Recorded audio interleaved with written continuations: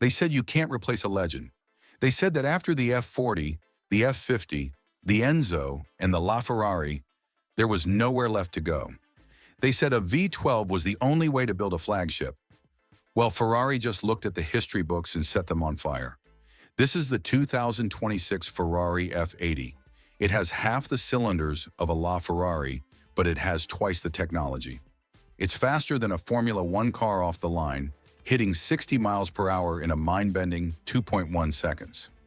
But the most shocking part isn't the speed. It's that Ferrari built this car not just to be driven, but to be a cyborg that corrects your mistakes before you even make them. Is this the ultimate driving machine? Or has technology finally killed the soul of the supercar? Today we find out.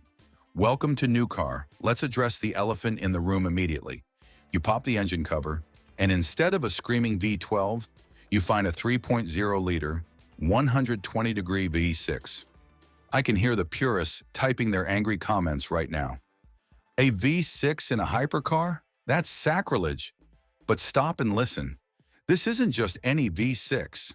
This is the F163CF engine, directly derived from the 499P race car that won the 24 Hours of Le Mans twice.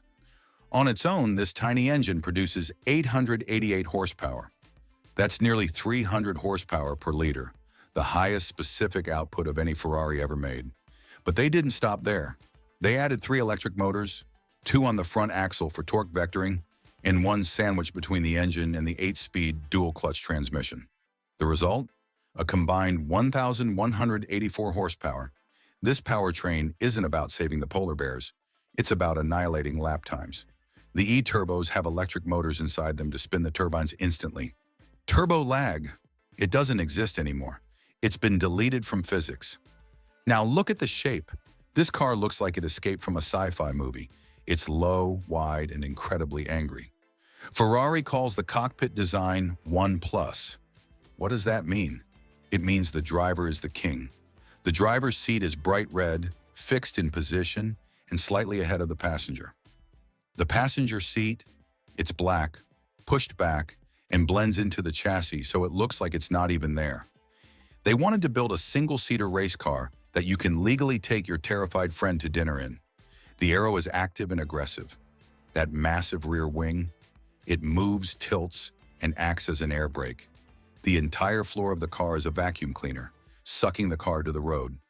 At 155 miles per hour, this thing generates over 2,200 pounds of downforce. That's basically the weight of a Mazda Miata pressing down on the roof. You don't just drive this car, you pilot it through the air. But speed is nothing without control. And this is where the F80 changes the game forever. It features a fully active suspension system powered by 48-volt electric motors at each wheel. This isn't just adaptive suspension that reacts to bumps. This system is proactive. It can lift a wheel over a bump before you even feel it. It keeps the car perfectly flat in corners, eliminating body roll entirely.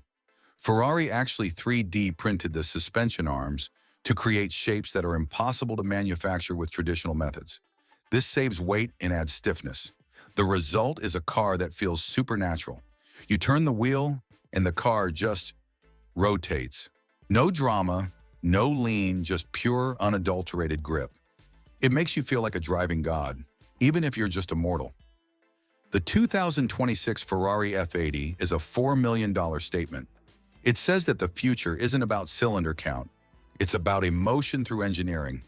Yes, we miss the V12 howl, but when you are doing 0 to 124 miles per hour in 5.7 seconds, you won't have time to miss anything. You'll be too busy trying to remember how to breathe. So here is the question. Is the F80 a worthy successor to the LaFerrari, or did they lose the plot with the V6? I want to see a war in the comments section below. Team V12 or Team Le Mans Tech? Smash that like button if you take this over a Bugatti, and subscribe to New Car for the latest on the hypercar wars. I'll see you in the next one.